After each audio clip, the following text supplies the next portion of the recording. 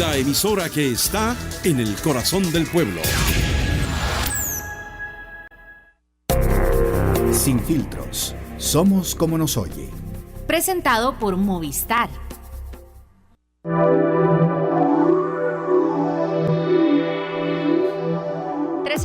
Bienvenidos, Sin Filtros. Hoy también esta es nuestra segunda semana al aire y no solamente queremos comentar las noticias, sino también traer a ustedes voces que sabemos que son para ustedes importantes, un buen referente acerca de credibilidad, de temas de los que estamos hablando hoy en casa, en la oficina, en el bus, en el taxi y por supuesto el primero de ellos tiene que ver con salud. Permítanme saludar a don Freddy Serrano Vargas. Muchas gracias, doña Manela Cordero Vargas.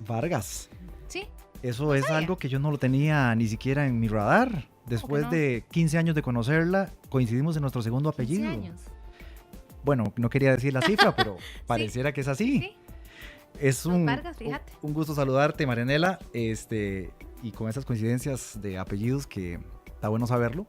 Y a ustedes también, al ser las 2:30 de la tarde, gracias de verdad por estar compartiendo este espacio con nosotros, que construimos todos los días, que estamos todavía, yo digo que en etapa y curva de adaptación, de aprendizaje, de podernos conectar con ustedes por las redes sociales, el poder agilizar nuestro dedo para utilizar también esta herramienta de Twitter que cada vez se está haciendo más importante para comunicarnos, y por toda esa respuesta que hemos obtenido. Yo quiero agradecer de verdad a los colegas, quiero agradecer de verdad a las personas que por redes sociales nos invitan todos los días a continuar con este estilo diferente de comentar la noticia, Marianela. Sí, y también recordarles cuáles son esos medios a través de los que nos pueden escuchar: www.columbia.co.cr, la aplicación Radio 2 Digital, donde pueden encontrar también el resto de las emisoras del Grupo Columbia, pero quédense con nosotros esta hora. Es que se van a encontrar ahí Radio 2, Columbia Stereo, pero yo voy a hacer la fuercita que se queden esta hora con nosotros. Eso, Radio 2 Digital, esa es la aplicación que pueden descargar. Y por supuesto, también cualquier otra aplicación para sintonizar emisoras de radio como, bueno, hay un montón, por dicha. Y también, por supuesto, 98.7 FM, que para mí sigue siendo la forma más sabrosa de escuchar la radio. Más cuando estamos en carretera. Cuando uno está en carretera. Habíamos hablado también de que las emisoras y la radio unida a las redes sociales a veces hace una mancuerna muy buena. Estado del tránsito. Cuando preguntamos, ahora yo avisé a través de Twitter que había un aguacero en San José, para tener un poquito de cuidado, pero hoy y todos los días, nuestra propuesta 2:30, 3:30 es que comentemos juntos las noticias y a través de lo que ustedes opinan en redes y también de lo que nosotros podemos preguntar a nuestros entrevistados, poder poner en contexto las noticias del día. Freddy, no hemos dejado de hablar de ébola.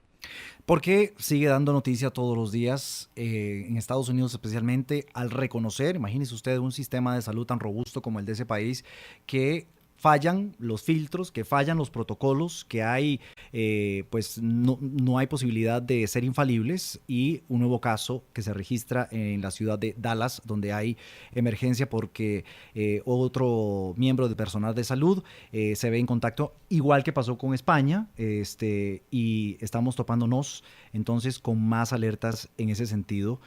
Una de las noticias que cada vez se está haciendo más frecuente con el caso ébola, que cada vez estamos viendo más lejos, pero que se acerca geográficamente a nuestro país, Marianela. Yo no sé si lo estamos tomando con la seriedad del caso o no.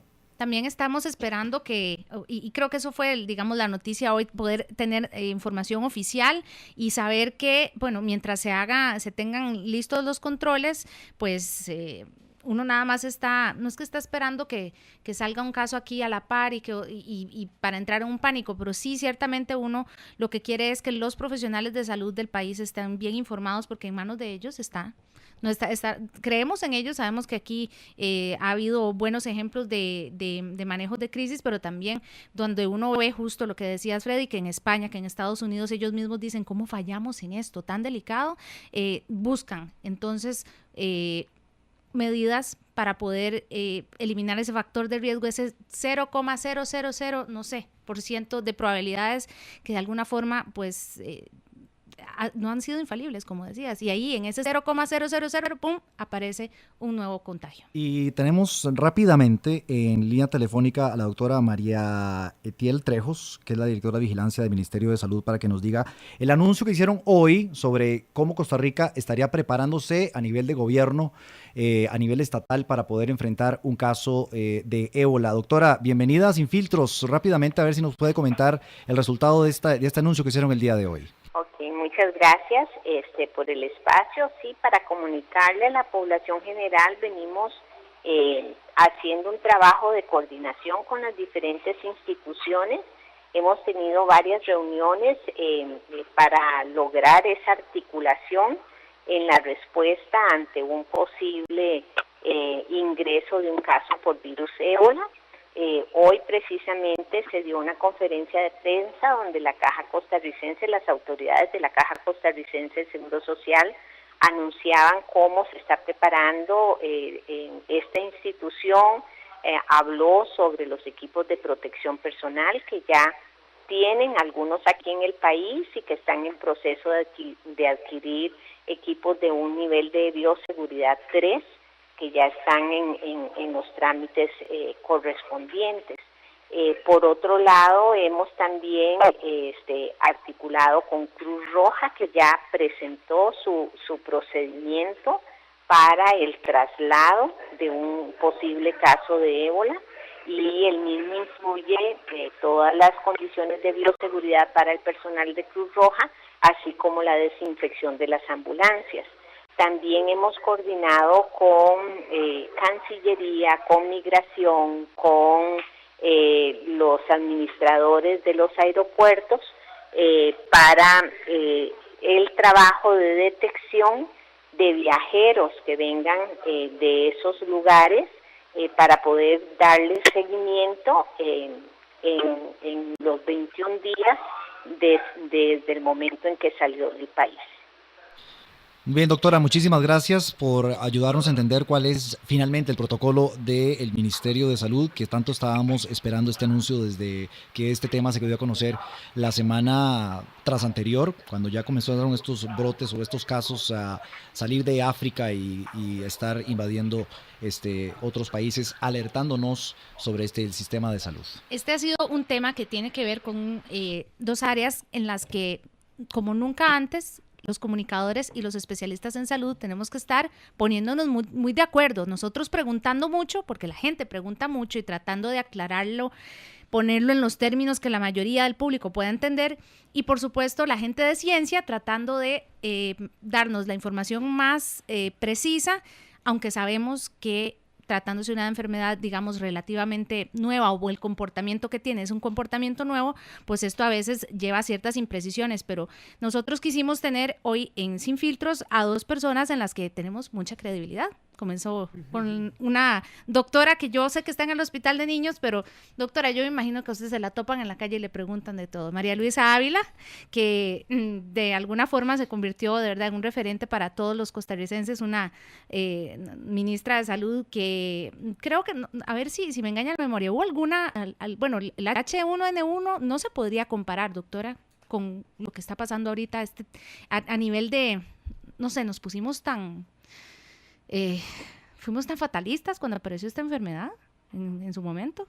Bienvenida. Sí, no, mucho gusto, más bien muchas gracias por invitarme, me gusta estar acá con ustedes. En realidad son dos situaciones muy diferentes. La ventaja que tuvo la pandemia fue que se sabía que iba a ocurrir y que teníamos aproximadamente 5 años de venirnos preparando para el momento en que los casos se dieron. Así es que los escenarios al inicio eran bastante fatalistas, porque obviamente la presencia de un nuevo virus que se disemina vía respiratoria y que podía ser sumamente agresivo, pues eso podría implicar grandes problemas para la salud pública. Al final yo pienso que nos logramos preparar bien en esos 5 años que antecedieron a la pandemia, y eso hizo que el número de casos y la gravedad de los mismos no fuera comparable. Sin embargo, recordemos que murió mucha gente joven, que usualmente no fallecía en este tipo de problemas, embarazadas que se vieron como un nuevo grupo de riesgo, lo mismo que personas con obesidad. Entonces sí, fue una emergencia sanitaria, pero que se manejó bien precisamente por la preparación previa a la misma. Y como les decía, en temas de comunicación nos acompaña Laura Martínez, periodista, y sé que ustedes la tienen tan presente como yo, como una de esas periodistas preguntonas, incisivas, que da gusto, ha dado gusto siempre leer o escuchar. Laura, ahora hablábamos, bienvenida también a Sin Filtros en Colombia, hablábamos de qué importante es nuestro papel, porque a veces nosotros podemos, y ha sucedido en Estados Unidos o en España, evidenciar que no nos están contando todo y que hay mucha demanda de información del público, o también podemos ser ese puente para que la gente no entre en pánico y explicar mejor temas como estos que son bien complejos. Bienvenida. Un gusto estar aquí de invitada con ustedes dos y tenía ratillo no ver a Freddy y un placer estar con la doctora María Luisa Ávila. ¿Cuál mentiras? Sí, me hizo gracia hace poco una conferencia de prensa porque el representante de prensa, estaba el médico explicando los casos y el representante de prensa, la persona de prensa, en el manejo del tema, a cada rato decía, bueno, ya, se acaba la conferencia. Y el doctor seguía hablando, algo que me encantó, porque no todos los médicos o médicas, doña María Luisa sí, ella sí es mucho más mediática, pero no todos están así como dispuestos o disponibles a hablar. Y él seguía hablando y hablando y los periodistas seguían preguntando y el de prensa más bien trataba, ya la conferencia terminó. ¿Ves? Yo creo que ahí eso es un papel totalmente contraproducente, porque sobre todo con el caso del ébola es absolutamente desconocido y bueno, lleva ya 3.400 muertes, Ya más de 3.400, más de 4.000 y 8.000 personas infectadas con el virus y manejos inadecuados en países desarrollados como Estados Unidos y España. España primero, ahora Estados Unidos, con críticas muy fuertes, con trabajadores de la salud afectados. Entonces, bueno, hay muchas preguntas que los periodistas tenían que hacer y hay un gran desconocimiento. No hay vacuna todavía, no hay medicamento todavía. Se ha probado con dos. Creo que uno que se le aplicó también al mismo misionero español que falleció, que se aplicó con 2 estadounidenses y sí pegó, como dicen, pero al liberiano le aplicaron otro y en fin, en todo Estados Unidos hay toda una controversia y eso, ya sabemos, los periodistas genera noticia, ¿verdad? Cuando hay contradicción social, cuando hay controversia, es cuando hay caldo de cultivo para la noticia. No, y en el caso de España, o sea, se ha criticado fuertísimo la forma en que han manejado las autoridades esto y la forma en que los mismos medios de comunicación siguen cuestionando a los ministros, casi que pidiendo cabezas porque no ven que se haya manejado de una forma oportuna. Mi pregunta es, ¿cuándo es oportuno? Sí, esa es una pregunta difícil de contestar, sin embargo, creo que la Organización Mundial de la Salud no dio la alerta a tiempo. Y les voy a poner el ejemplo. El ébola se conoce desde 1973. En el año 76 empezaron a aparecer los primeros casos, pero si ustedes ven, y ahora aquí les traje una grafiquita, en los años siguientes los brotes eran muy variables. Sin embargo, una de las primeras alertas que debe hacer pensar que hay un brote de ébola y que el humano tiene riesgo es cuando en los países que en este momento están con este problema empiezan a morir los gorilas, porque los gorilas son sumamente susceptibles. Entonces, cuando hay una mortalidad mayor de gorilas, debe de investigarse y si estos gorilas fallecen por ébola, sacar las proyecciones de los eventuales riesgos. Y ya una revista de mucho prestigio, Nature, había reportado que se habían muerto 500 gorilas. Pero lo que usted está diciendo, doctora, es sumamente preocupante que la Organización Mundial de la Salud no haya dado la alerta a tiempo, que ya los casos, como usted dice, se ven reflejados en animales y después se ven las condiciones en las que esta gente infectada estaba conviviendo. ¿Cómo los que están ahí atendiendo a nivel de salud también tienen que manipular a estos pacientes sin los trajes adecuados, con condiciones a veces hasta en tiendas de campaña? Evidentemente esto iba a salir de África. Pero perdón, eso no tiene que ver con el hecho de que es en países pobres donde se ha producido la enfermedad. Si hubiera sido en Estados Unidos, si hubiera sido en Alemania, la Organización Mundial de la Salud tal vez hubiera movido más rápido, pero como son países pobres, Sierra Leona, Liberia, hay otro de África, se me acaba de ir el nombre, a ver, son 3 o 4. Sierra Leona, Liberia, Guinea. También, que hay casos. Entonces, bueno, es una enfermedad de países pobres, tal vez. Aunque suene cruel, ¿será eso?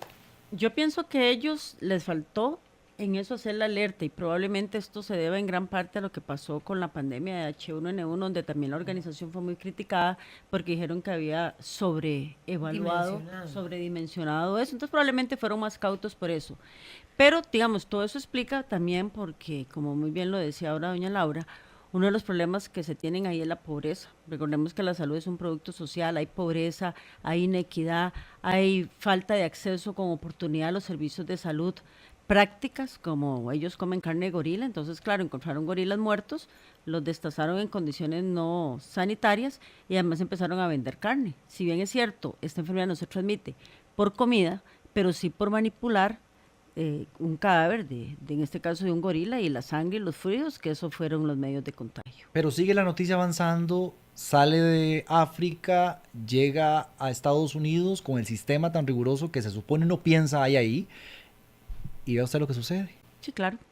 Casos de hasta infección ya dentro de Estados Unidos. Claro, y esto es lo que los debe hacer pensar, por lo menos a nosotros como costarricenses, es que esto nos da una oportunidad de mejorar muchas cosas que pueden eventualmente estar mal en nuestros hospitales.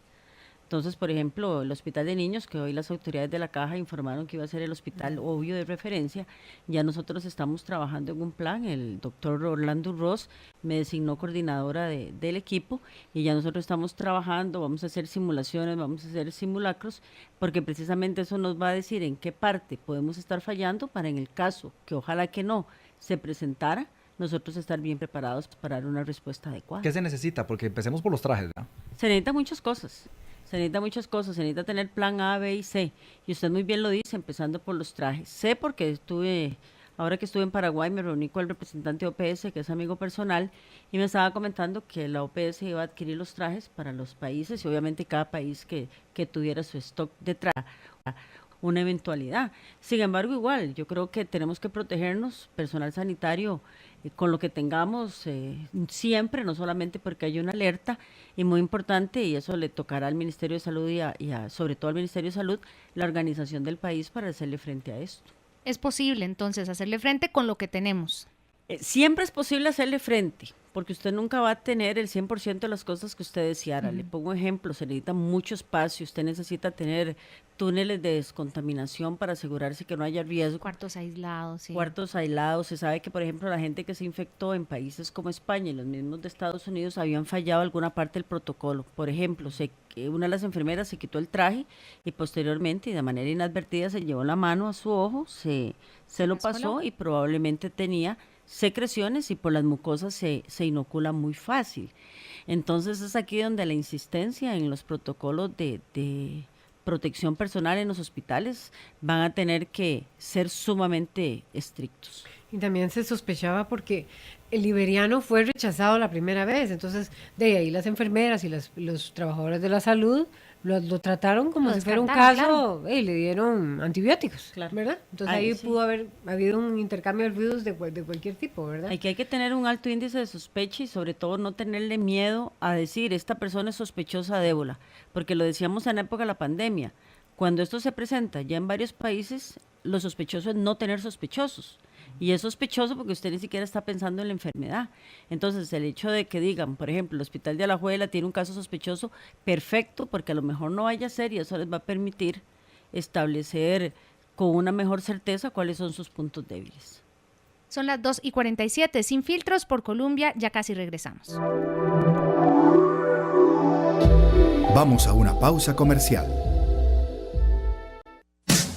Todos hemos hecho de todo para ganarnos un carro, pero en Movistar es más fácil, porque con tu plan postpago o tus recargas a partir de 2,000 colones, quedas participando en el sorteo de premios semanales de smartphones, tablets y un gran premio final de 3 Mitsubishi Lancer 2015. Definitivamente en el aniversario de Movistar, los regalos son para vos. Aplican restricciones. Ver reglamento en www.3aniversariomovistar.com. Movistar, compartida, la vida es más. Regresamos con Sin Filtros.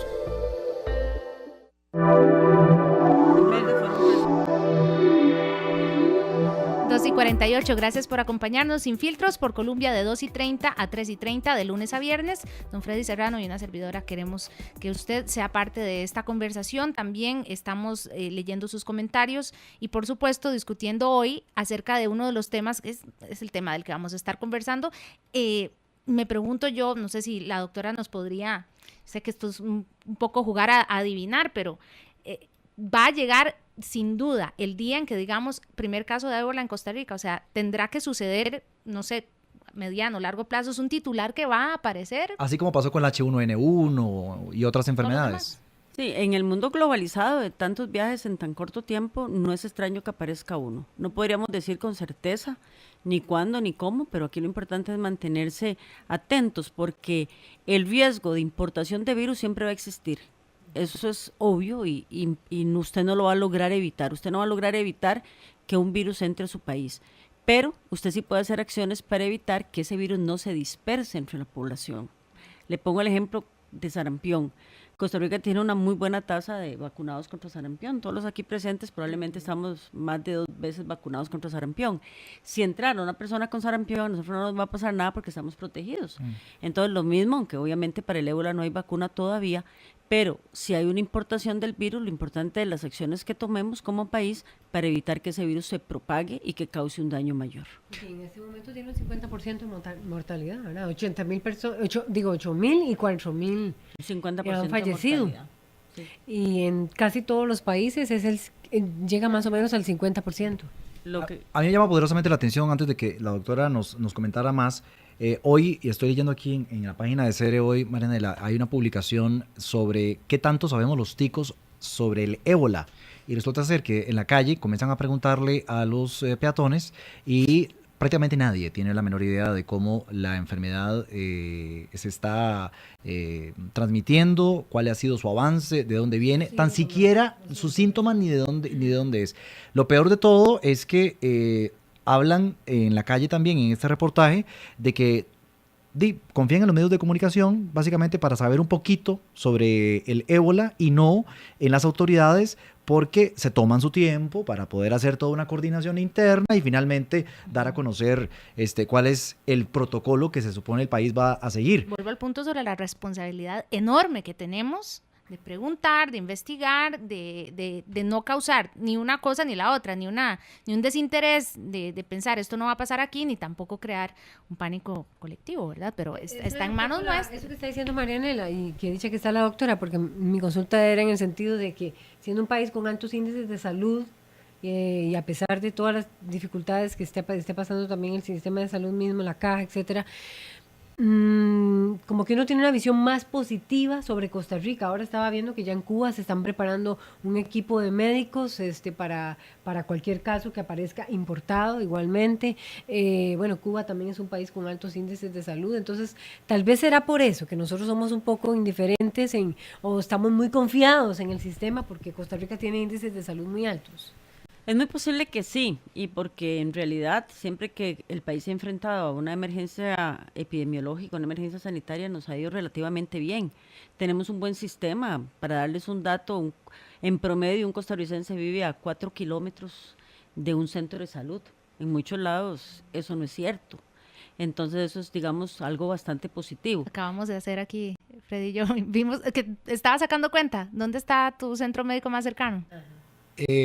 Tendría que ser, en mi caso, que estoy de Huachipelín, ¿Usted sabe dónde queda el área de salud? Elevais. ¿Sí? ¿Sabe dónde está? Negativo.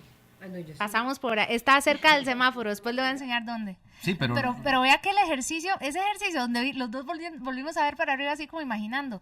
Sabemos, a veces uno no está como tan ubicado. En un momento de emergencia uno realmente tiene bastante cerca una atención de salud. Sí, y veámoslo desde el punto de vista que la gente que no tiene esas posibilidades, que están en Talamanca o algo, obviamente va a ser la gente menos expuesta a una emergencia como esta.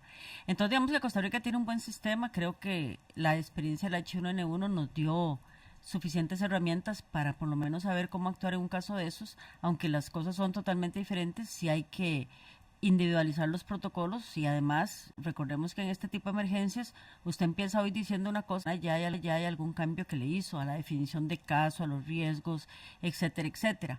Aquí el problema principal que uno le ve en los espacios en hospitales, en dónde se van a poner eventualmente a los pacientes, pero para todo eso hay respuesta. En el de Alajuela va a ser. Sí, en el de Alajuela, pero... Bueno, entrevistamos al director del hospital, el doctor Pérez, y muy preocupado. La semana pasada nos decía el espacio, efectivamente, los trajes, los protocolos, el aislamiento, la capacitación del personal, que eso lleva tiempo, y sin ningún pero dijo, yo me encuentro, digamos, con una preocupación ante la eventualidad de que aquí llegue hasta transitar, porque nos hablaba de que hay pasajeros. Sí, los pasajeros que están en tránsito van para alguien otro que lado. se reporte enfermo Claro. en el aeropuerto, lo llevan al hospital y lo devuelven al aeropuerto. O sea, hay gente que a veces está en tránsito en nuestro país. Exactamente. Y es ahí, digamos, donde hay que buscar estrategias que utilizar diferentes a lo que se hizo. Les voy a poner un ejemplo concreto, Hospital de Niños. Afortunadamente nosotros tenemos un hospital de campaña. Y hoy precisamente hablábamos con el doctor Marco Vargas, que es el encargado de este hospital, y es un hospital que se puede armar en cierto sitio, tiene espacio, tiene incluso esos túneles de desinfección que yo les comentaba, tiene como tener desechos, tiene su propio aire acondicionado, tiene una zona donde se puede poner morgue, entonces eventualmente ese es un hospital que se convertiría en algo para en primera instancia hospital de niños y por supuesto parte de lo nacional. Doctora, si usted estuviese en el ministerio, ¿qué más haría? De aparte del anuncio que hicieron hoy, de que hay coordinación, que todo el mundo está en expectante y que van a monitorear migratoriamente en el aeropuerto y en los hospitales, etcétera, ¿qué más? Bueno, es una buena pregunta porque como no estaba en el Ministerio de Salud, a lo mejor lo que yo diga ya la gente lo está haciendo. Pero yo creo que aquí hay 3 pilares fundamentales de esto. 1, la preparación de los servicios de salud, que va a ser fundamental. Número 2, la preparación de las instituciones que no son adscritas al sector salud, pero que sí tienen mucho que ver, como por ejemplo turismo, seguridad, migración, etcétera, etcétera. Comisión Nacional de Emergencias, que yo creo que ellos tienen muchos insumos que eventualmente podrían ayudar, porque esto habría que manejarlo como si tembló y el temblor fue fuerte, una inundación o algo, porque posiblemente se necesiten poner hospitales de campaña para aislar a los pacientes de otros pacientes, porque no vamos a dejar de tener los pacientes normales. Y el tercer punto que se vuelve fundamental y que ustedes ya lo han dicho y estoy de acuerdo con ustedes es el de comunicación. La comunicación aquí va a tener que ser de lo primero para que la gente no entre en el pánico innecesario, pero que tampoco entre en un estado de mucha tranquilidad que lo ponga en riesgo. Y ahora mencionábamos de otros temas que ha salido a la par del desarrollo de esta noticia. Y Laura, ahora mencionábamos que es increíble que hasta ahora volvemos a ver hacia África, que ha tenido problemas de salud, o sea, esto es noticia para nosotros porque lo tenemos aquí a la par, porque estamos diciendo, uy, ahí viene, pero la vida en esos lugares, el trabajo que organizaciones como Médicos Sin Fronteras hacen ahí, es increíble que hasta ahora estemos volviendo el foco hacia allá y hasta estemos discutiendo si había que sacrificar o no a la mascota, ¿verdad? En Estados Unidos, en España. Sí. Que yo no digo que no sea un tema, pero de repente uno dice... La gran polémica la está generando ahora la vacuna, ¿verdad? Porque, bueno... La doctora ha escuchado todas las críticas que se hacen a veces a todos los procesos experimentales, que como la vacuna no hay tiempo para prácticamente experimentarlo, o sea, se va a tener que aplicar y cuando se aplique, ahí se va a experimentar. O sea, esa va a ser la experimentación, la aplicación de la inmediata de la vacuna. Entonces hay toda una polémica en torno a que sí, se está corriendo con que se tenga la vacuna, pero se critica que África va a ser el escenario para el ensayo de una vacuna. O sea, las personas, los africanos, sobre todo estos 3 países, van a hacer el ensayo humano de la vacuna sin saber las consecuencias que va a tener. Pero bueno, ese es el panorama que hay en este momento. Es un drama humano también.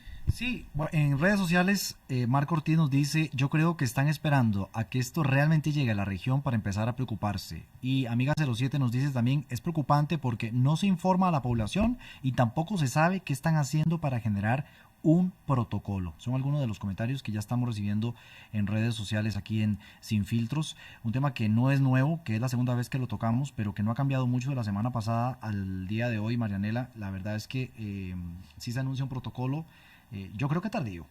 No sé si es que estoy siendo demasiado exigente con las autoridades o me parece que Mira, es que yo al revés pienso, prefiero que se esperen a tener a todo mundo, saber que está la Cruz Roja, que está Migración, que está Comisión de Emergencias. Yo prefiero que estén todos Han pasado sentados. más de 22 días, creo yo casi un mes desde que esto empezó. Pero no ha sido la primera vez que se habla de esto, pero hasta que digan, ya hay un protocolo y en este protocolo si estamos todos enterados, a empezar después a tapar un huequito por aquí, nos faltó que supiera alguien aquí y nos falta ver si tenemos todo preparado. Creo que tal vez entonces peco yo de que confío mucho en el sistema de salud. No tiene caso, ya se rechazó el caso. Al final no. Y tiene un vínculo con África, Brasil, ellos sí tienen vuelos directos. Tienen vuelos directos. Y no sé, un país como más expuesto, pienso yo, debe estar Brasil o cuál es el otro que tiene vuelos directos, charters, Entonces, no sé, a mí me parece que aparte de... Era lógico que Estados Unidos pudiera estallar porque existe también mucha migración. Pero no sé, a mí no me parece tardío, Freddy. A mí me parece que está como a tono. Es decir, en el momento. No sé qué es que yo no sé qué es estar a tono, porque yo hablo de tardío porque veo mensajes extraños, contrapuestos. En un principio, cuando se le consulta primero al Ministerio de Salud, se dice, no, sí, tenemos un protocolo para eventualmente. Cuando les ahondan, ok, ¿cuál es el protocolo? Bueno, no, hay que revisarlo y tenemos que afinarlo. Se esperan días después para decir, bueno, ya tenemos una coordinación interinstitucional, ¿verdad? Como si esto fuese, no sé, una preparación ante el eventual golpe de un huracán o algo así. Y por otra parte, veo que los casos comienzan efectivamente a trasladarse de una forma rápida. Se dice que, por ejemplo, por Panamá hay contacto eventual del ingreso de un caso de estos. Cuando nos vamos atrás a otro tipo de brotes, y como el H1N1, al principio era exactamente lo mismo. Se hablaba sobre potenciales posibilidades. Había médicos que decían que no, que era difícil. En este caso de ébola también, difícil de que llegara a presentarse un caso en Costa Rica. Yo no sé, a mí me parece que a nivel educativo, si se quiere, falta una reacción un poco más fuerte, un poco más inmediata.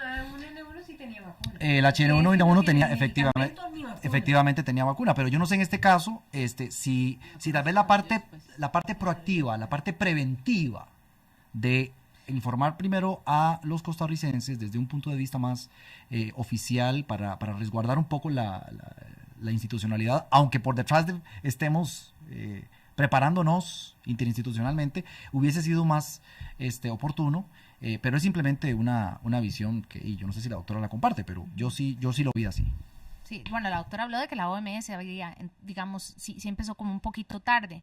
Sí. Esto tiene que ver, también fue una pregunta que hice el otro día, es que uno dice, en 1976 ya se hablaba de ébola. Qué curioso cómo el desarrollo ha sido repentino, nos ha tomado por sorpresa a todos, pero tal vez si hubiéramos puesto un poquito más de atención antes a esas zonas donde ya, como decíamos, había personal de salud, y son los que le han hecho la llamada atención. Pero es que no habían llegado casos a España exactamente, ni a Estados Unidos. Son los que han dicho, ustedes no saben cómo es eso aquí, o sea, no se asusten por cómo ustedes la vengan, ya vieran cómo es aquí. Esos son los médicos que están diciendo, por fin se dieron cuenta que existimos, y que nos sirva a nosotros, porque ahora la doctora habló de Talamanca. Claro, Freddy y yo tenemos está a menos de 4 kilómetros de tu casa, le vais. Ya hice la cuenta. Pero, ¿y si uno vive en Talamanca? Entonces, a veces, esto nos hace ver también que el tema de salud, para algunas poblaciones para algunas personas es más sencillo tener acceso a los servicios, y para otros todavía tenemos que hacer una gran lucha por ponerlo más cerca de ellos, y ahora estamos pensando, qué tirada con África, bueno, y Talamanca y todos esos lugares aquí, a veces vemos más, nos fijamos más en ejemplos externos y no nos damos cuenta de toda la tarea que hay que hacer aquí. ¿Faltó o no faltó educación? Siguen sin responder la pregunta. ¿Faltó o no faltó una reacción un poco más educativa de las autoridades, y no nada más depender de los medios de comunicación que estamos ahí como agarrando informaciones internacionales y tratando de armar, googleando si se quieren algunas oportunidades para tratar de entender antes de que llegasen los expertos a hablar sobre este tema? Esa respuesta, doctora, me la va a dar usted después de la siguiente pausa comercial.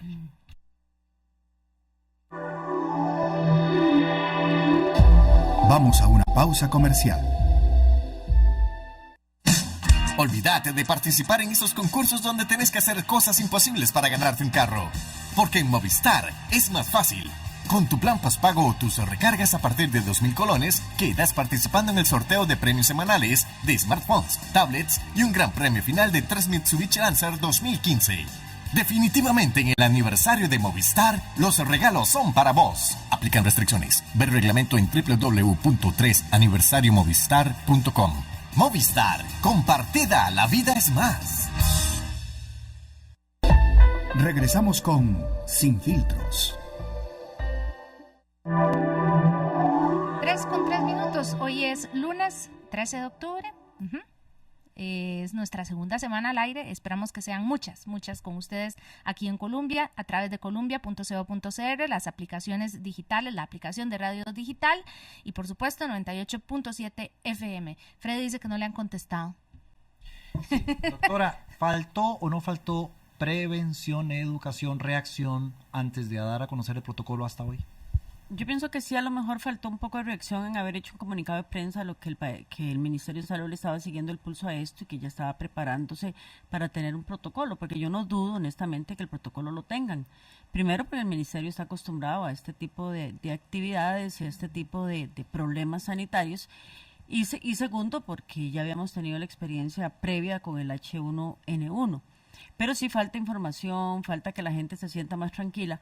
Y una de las cosas fundamentales, y bueno, yo aquí dando misa entre obispos, pero definitivamente la parte de comunicación es fundamental y siempre deben de haber voceros oficiales, porque si no, la gente va a buscar un vocero en donde sea.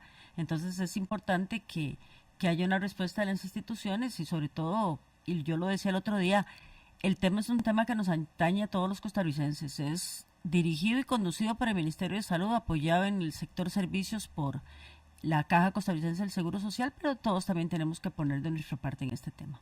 Ahora, Freddy mencionaba de googlear información y es cierto, no tiene que ser uno periodista para entrar a Google, poner ébola y enterarse de la cantidad, ver la cantidad de enlaces que hay disponibles. Laura, ¿eso nos hace a nosotros como periodistas más difícil la tarea? Porque ya la gente puede buscar información desde su teléfono y ya encontró, básicamente, digamos, puede encontrar el ABC de qué me tiene que doler, qué tengo que hacer si me siento mal, etcétera. Yo a veces digo, o me pregunto, ya la gente tiene cierta información base y de ahí tengo que partir yo como periodista para interpretar y preguntar un poco más, o justo el hecho de que tengan tanta los hace que entiendan que, pero Mariana, que sea más complejo el trabajo. Creo que en eso la doctora lo estaba diciendo correctamente, sí. Pero tal vez eso sí ha faltado. Más información con campañas, supongo que es lo que la doctora se refiere. Más detalles sobre cuáles son esos síntomas. La gente desconoce muchísimo. En este momento se pasa, bueno, vos lo leíste, una información que tenías ahí, la gente desconoce montones sobre el ébola. Porque yo insisto, estamos confiados en nuestro sistema de salud. Digamos, ya la doctora le dijo, es que ya nosotros tenemos un protocolo. O sea, nosotros sabemos, por esta historia, este gran colchón que tuvimos de los años 60, 70, que permitió este desarrollo, claro, nosotros estamos como confiados en el sistema. Las informaciones nos vienen, nos decimos, no, hay que estar alerta, pero sí, hay los detalles, ni siquiera los síntomas. Ya hoy sabemos que hay 2 hospitales que están preparados para ello, pero bueno, falta mucho más información a la población en general, por más que porque nosotros somos periodistas, somos comunicadores, pero y cierto nivel, digamos, de profesional, pero en general la población no está informada al detalle de lo que es. No sé cuáles serían esos contenidos que debería tener la campaña, pero mínimo los síntomas. Mínimo los síntomas, que a un país como Estados Unidos se le vaya, un hospital como el de Texas se le vaya, que una persona viene con vómitos, como llegó el liberiano, porque él llegó con vómitos, y creo que llegó con diarrea también, o con vómitos más bien, y con temperaturas altas, y se les vaya, que el liberiano y se les vaya, que esa persona podría tener eventualmente ébola, me parece algo inaudito. Para decirle al pico, eso sí que es increíble, es que todavía el de Estados Unidos era un misionero que sí, que efectivamente, pero él llegó por su propia voluntad para que lo atendieran y lo sacaron con antibióticos. Entonces, que si algo así podría suceder en Costa Rica, yo creo que no. Algo así le puede pasar a Estados Unidos, yo pienso que a Costa Rica no. Sí, una de las cosas que comentábamos precisamente en el hospital es la necesidad de tener una definición de caso operativa, donde cualquier paciente que se presente con fiebre, con mialgias, con diarrea, sobre todo un debilitamiento súbito, y que obviamente tenga contacto, haber estado en África, porque hemos tenido familias. Hace unas par de semanas o un poco más me llamaron por una chiquita que tenía malaria, la mamá costarricense, el papá africano, y estaban acá en Costa Rica de vacaciones, ¿verdad? Entonces ustedes ven cómo siempre va a haber una posibilidad. Pero entonces decirle a la gente, bueno, siempre en estos casos, y acostúmbrese desde ya, si llega X persona a tal hospital con estos síntomas, pregúntele, ¿usted ha estado en África o ha estado cerca de personas que hayan viajado a África recientemente? Y listo. y usted establece una sospecha. Historial ahí. Exactamente, y eso es una de las cosas en que en los servicios de salud tenemos que enfatizar. Por otro lado, a mí se me preocupó un poco la entrada al aeropuerto. Ahora que estuve en Paraguay, le daban a uno un cuestionario bastante completo, preguntándole cosas, en dónde estuvo uno los últimos 21 días, qué países visitó. Algo así hay que implementar acá, con una modalidad que yo la haría, sería dejarle un espacio donde la persona pueda desprender ese formulario y donde se le indique, en caso de presentar esto y esto, acuda a este lado. Yo pienso que son cosas que son fáciles de hacer. También cuando uno llega al aeropuerto, ustedes ven que la persona que está en migración, que le recibe los documentos, no hay separación, no tiene un vidrio. Sí. Yo ya le estaría poniendo un vidrio a esas personas porque son de alto riesgo. Es que aquí es donde vienen las dos dimensiones de la información que yo no termino de comprender. Por un lado, veo médicos que han dicho, por lo menos hasta la semana pasada, que ven muy difícil que un caso de ébola llegue a nuestro país. Pero por otro lado, veo hoy a la doctora sí con una terminología más de hay que tomar acción. Hay que ser mucho más, que sí hay posibilidades de que eventualmente un caso de estos llegue. Doctora, yo no sé si valdrá la pena recordar, número uno, que no hay un tratamiento realmente disponible de esta enfermedad. Es correcto. Número dos, que usted acaba de decir, y es una de las frases de la tarde, que la OMS le agarró tarde, valga la redundancia, para anunciar este tema. Y número tres, que el ébola es sumamente agresivo. ¿Qué diferencia hay con otros casos, por ejemplo, de H1N1? Sí. Bueno, la tasa de mortalidad del ébola es mayor. Esta vez es de un 50% y llama la atención, porque es un brote bien grande, que la mayor parte de las veces el personal de salud no ha sido de tanto riesgo y en esta ocasión sí. ¿Verdad? Eso es sumamente importante. Hay ventajas, para no hablar todo en negativo, el virus es bastante lábil, rápidamente muere. Le pongo un ejemplo, si una persona llega y su ropa está manchada, uno mete todo en una bolsa, obviamente bioseguridad, y 48 horas después el virus está muerto, o incluso antes, 48 horas es por seguridad. Pero también, y era una de las frases que repetíamos con mucha frecuencia en la época de la pandemia, es que nos preparamos para lo peor, pero rezamos para lo mejor. Entonces, nosotros no podemos minimizar el eventual riesgo que Costa Rica tenga de esto, porque si usted lo minimiza y pasa algo, hasta ahí llegó. Pero si usted toma las acciones y no pasó nada, ¿qué perdió? No perdió nada, más bien organizó mejor a los servicios de salud y es una fortaleza. Que tratando de ver algo bueno dentro del tema de la crisis, me pregunto, el estar ahora el mismo personal de salud diciendo, bueno, estos guantes, si me los había dejado de poner, y esta gabacha, y este tapabocas, o sea, esos anteojos. Este es el momento en que no quiero que se me olviden ni que venga la doctora a recordarme y dónde están sus guantes. No sé si esto al final pueda también repercutir de una forma positiva y evitar otro tipo de contagios menores, ¿verdad? Claro. Pero que nos sirva para que el personal de salud y en general nosotros, por eso yo hoy estaba pensando, qué tonta yo diciendo lo del lavado de manos. ¿Por qué tonta? No importa, si la gente cree que con lavarse más las manos está un poquito más tranquilo por el tema del ébola, láveselos las veces que quiera. Claro. De repente este tipo de controles, estas sugerencias, el saber nosotros que estamos en manos de médicos que también están haciendo ese examen de conciencia, porque estos contagios no han sido porque el virus es terrible y está viajando por todas partes, no, han sido descuidos. Lo que usted mencionó ahora de que la enfermera se rascó los ojos, me parte el corazón, digo, claro. O sea, no es un descuido, ni siquiera lo calificaría como un descuido, es que no estamos acostumbrados y ojalá que esto se refleje también en que otros virus veamos que se están transmitiendo en menor cantidad. Claro. Digo yo, no sé si hay... Por ejemplo, una oportunidad para los hospitales es la reducción de la infección nosocomial. Si todo el mundo sigue técnicas, sigue procedimientos, se lava las manos, usa equipo adecuado, instruye a la gente, las infecciones van a bajar. Entonces, este tipo de cosas nos deben enseñar que pueden ser fortalezas y no debilidades. Y de nuevo, nos preparamos. Si no pasa ningún caso, gracias infinitas a Dios que no pasó ningún caso. Pero si se presenta el caso, no nos tomó por sorpresa. O sea, usted pone alarma en su casa no esperando que le roben, está esperando que no le roben. Nosotros hagamos lo mismo, pongamos alarmas en el país esperando que no llegue, pero si llega, tuvimos la alarma suficiente para evitar que nos robaran. Se me había olvidado ese hospital de campaña que mencionó la doctora, y es cierto, ¿lo hemos usado antes? No, como se tiene para emergencias, está ahí. Sí, claro. Eso es lo primero que va a hacer usted, doctora, en el Hospital de Niños. Usted como coordinadora, entonces, de atender este tema, ¿va a como usted nos mencionaba, implementar ya y habilitar ese hospital? Bueno, ya no, porque el hospital es armarlo y desarmarlo es súper tedioso y además es costoso. Entonces, internamente, ¿qué es lo que se va a hacer? Bueno, inicialmente vamos a tener un área de las nuevas salas que se remodelaron, que son para trasplantes, que tienen su baño individual y tienen doble puerta, donde eventualmente si tenemos un caso se va a manejar ahí. El traslado también ya hemos pensado en ello, tener unas camas especiales que vienen cubiertas con una lona obviamente transparente, para que el paciente que llegue a los centros, ya sea en consultorios o emergencias, se monte en esa camilla y lo llevemos al lado donde se va a hospitalizar, que la camilla ya esté equipada con todo lo que se requiere para no estarlo buscando.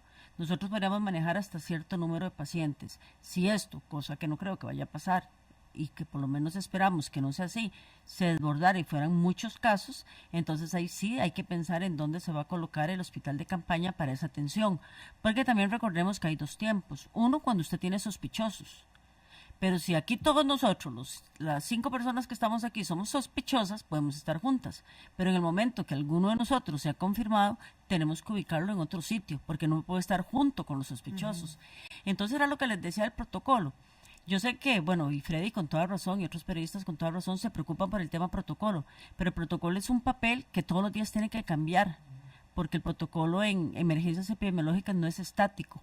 Entonces nosotros como Hospital de Niños tenemos el plan A, que es ese, el plan B, y también estamos pensando un plan C, y también estamos con el tema capacitando a capacitadores. ¿Para qué?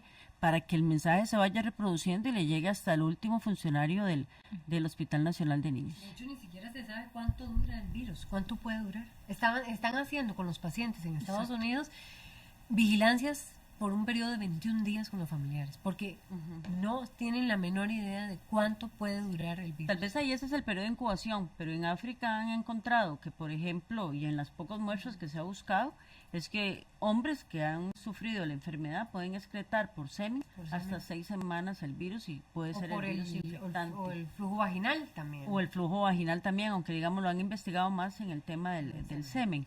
Entonces el virus en el ser humano sí puede vivir mucho tiempo. La ventaja es que fuera el ser humano vive poco. 3:15. Dice Ronald Arias en Twitter que Freddy está con nervio, que no alarme tanto. Ve lo que es, qué curioso, ¿verdad? Son puntos de vista, porque uno quisiera como periodista a veces, y a algunos les pasa que cubren salud, que se especializan tanto que parecen doctores, ¿verdad? Y uno quisiera en este momento... Porque genera mucha expectativa la vacuna y el medicamento, ¿verdad? Finalmente. Entonces... Yo no es que tenga nervios, es más, véanme el pulso. Véanme el pulso. Si lo pudiera ver don Ronald, se daría cuenta que estoy totalmente bien. El tema aquí es más bien prevenir en lugar de lamentar, y digamos a nivel de comunicación a mí sí me preocupa, porque he visto las críticas que en España se han dado a la forma tardía como las autoridades asumieron este caso. El tono de duda de los voceros. El tono de duda que efectivamente generó ese tema. Pero ya lo dijo la doctora, nos preparamos para lo peor y rezamos para lo mejor. Sí. Yo quiero incorporar tal vez a esta hora, antes de hacer nuestra última pausa comercial, hoy en Sin Filtros, a otra colega que le pedimos hoy que nos acompañara, pero por teléfono amablemente nos aceptó, y es Michelle Mitchell. Michelle, gracias por estar Sin Filtros hoy con nosotros. Hemos venido hablando durante ya varios minutos sobre un tema, y es el caso del ébola, y vamos a comentar algunas noticias, pero al tener aquí la presencia de la doctora Ávila, nos concentró muchísimo y es de alto interés porque hoy se dio a conocer el protocolo. Un gusto tenerte en Sin Filtros, bienvenida. Muchísimas gracias, Freddy. Un saludo para vos y también para Marianela y todos los oyentes, y encantada de poder participar con ustedes y de poder compartir criterios en algunos temas, y qué bueno que se está hablando desde ya de manera preventiva sobre el tema del ébola. Así es como tenemos que discutir estos temas en el país. Y como estamos viendo también de África, que bien decía Marianela ahora, nos estamos preocupando porque llegó a Estados Unidos, nos estamos preocupando que si matan o no matan el perro de la persona. ¿Cómo no volvimos a ver antes? ¿Cómo no volvimos a ver antes? Sí. Hacia donde estaba el problema y la atención que merece el problema, más bien ahora están saliendo corriendo las personas que están atendiendo enfermos allá. Así es, y finalmente cuando vemos un país con tanta entrada de turistas, los movimientos migratorios como Costa Rica, no se trata de si está en África o si está a distancia en España, es el contacto que podemos tener con personas. Esto es algo que viaja finalmente en el aire, ¿verdad?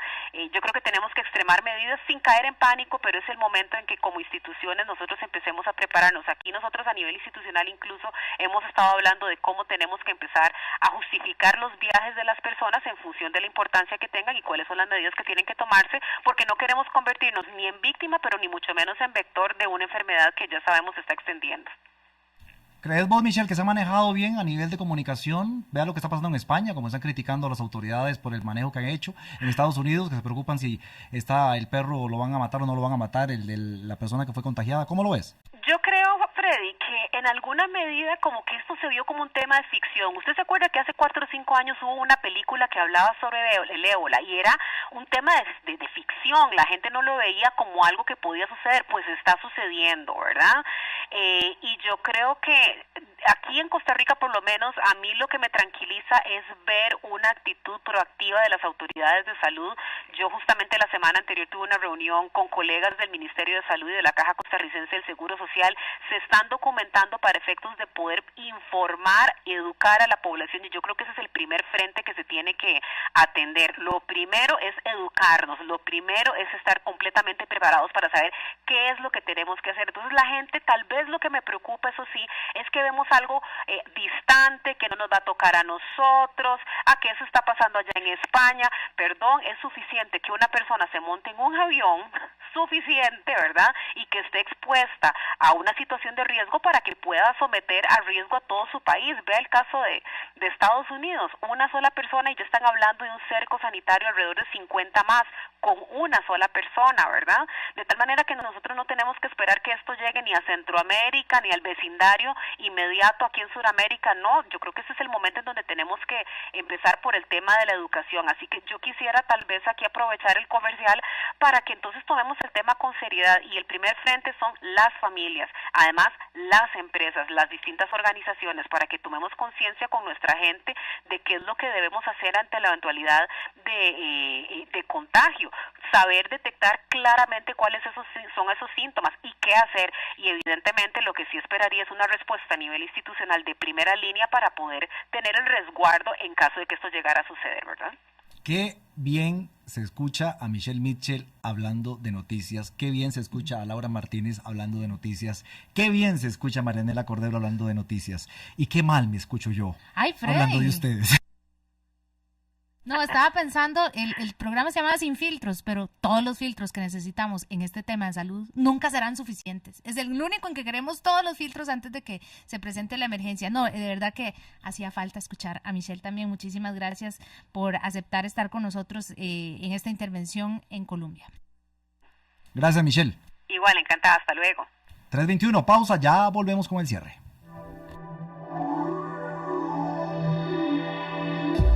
Vamos a una pausa comercial. La persona que dure más días metido en este carro se lo gana. Suena ridículo, ¿verdad? Y más cuando en Movistar, con solo tu plan postpago, tus recargas a partir de 2,000 colones, quedas participando en el sorteo de premios semanales de smartphones, tablets y un gran premio final de 3 Mitsubishi Lancer 2015. Definitivamente en el aniversario de Movistar, los regalos son para vos. Aplican restricciones. Ver reglamento en www.3eraniversariomovistar.com. Movistar, compartida, la vida es más. Regresamos con Sin Filtros. 3:22, nada más para aclarar, no, en Costa Rica no se ha registrado ningún caso y hasta el momento, doctora, bueno, ya aprovecho que la tenemos aquí, sospechosos, nada todavía. En este momento no, afortunadamente no hacer caso todavía de no. cualquier cosa que se escuche en redes sociales. Ve, ahí es donde las redes me parece que a veces, se desbordan y no. No, ahí no tiene, ahí sí hay que poner el filtro. Fíjese a ver de dónde se lo están diciendo y quién se lo está diciendo, por favor, para evitar este tipo de confusiones. En resumen, Freddy, yo creo que si bien sé que no es que estás nervioso, estás desconfiado y tal vez no es que nosotras estamos con exceso de confianza, pero yo tengo muy fresco, yo me acuerdo cuando sucedió que se suspendió la romería y yo decía, qué torta, yo para mis adentros decía, qué torta, a esta señora, todo Costa Rica le va a dejar de hablar.